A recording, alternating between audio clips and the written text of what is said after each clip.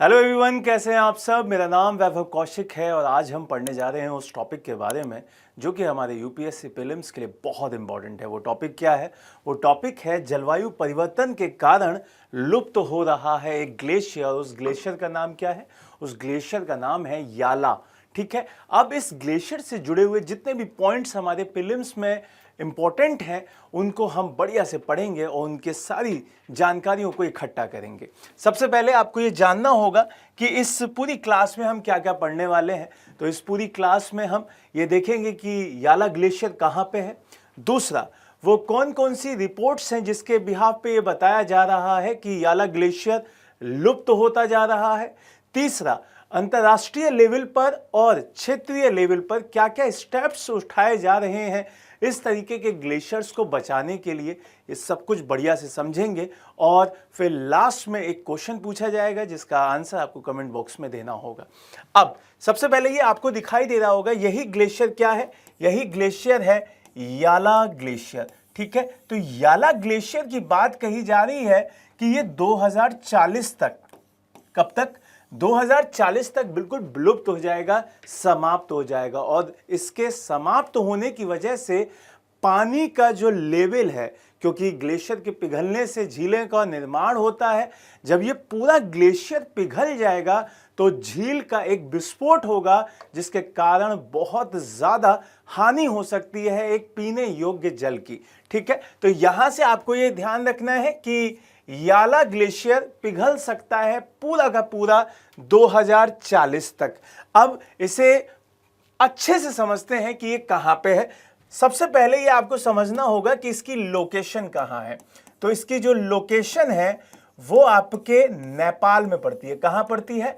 नेपाल में पड़ती है। और नेपाल का एक नेशनल पार्क है जिसका नाम आपके सामने दिखा हुआ है, लांगटैंग नेशनल पार्क। तो आपसे ये क्वेश्चन पूछा जा सकता है कि आपका जो याला ग्लेशियर है वो कहां पे है? वो है आपका लांगटैंग नेशनल पार्क। तो यहां से इस नेशनल पार्क का नाम भी पूछा जा सकता है कि ये कहां पे है।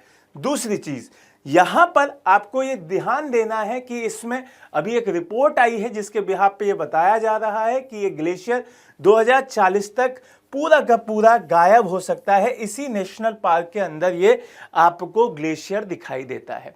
क्लियर हुई ये चीज? यहां से आगे बढ़े। अब यहां से ये आपको देखना होगा कि इसका वैज्ञानिक महत्व क्या है।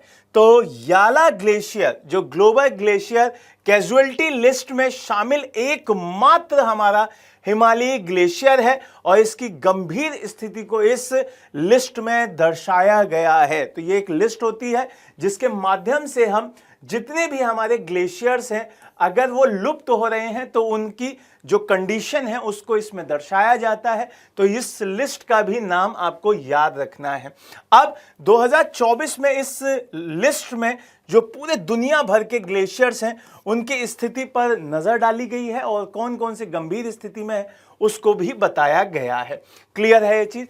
अब यहां से आपको थोड़ा सा ध्यान देना होगा कि जो ग्लेशियर के नष्ट होने के बाद जो आपको चीजें दिखाई देंगी वो क्या क्या हो सकते हैं। जैसे जल संसाधन की बात की जाए तो जल संसाधन का भी हनन होगा यहां पर।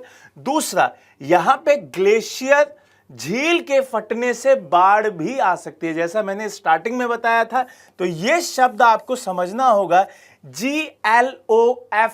ठीक है, तो ये क्या होता है? ये होता है आपका ग्लेशियर के फटने से या समाप्त होने से, पिघलने से जब पानी का लेवल बढ़ जाता है तो बाढ़ का संकट भी आता है। इसको आपको ध्यान में रखना होगा। दूसरी चीज, अगर हम वैश्विक लेवल और क्षेत्रीय लेवल पर देखें तो उसमें क्या क्या चीजें स्टेप उठाए जा रहे हैं ये भी समझ लीजिए।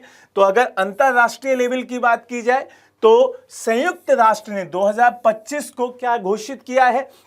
ग्लेशियर के संरक्षण के लिए अंतरराष्ट्रीय वर्ष घोषित किया है।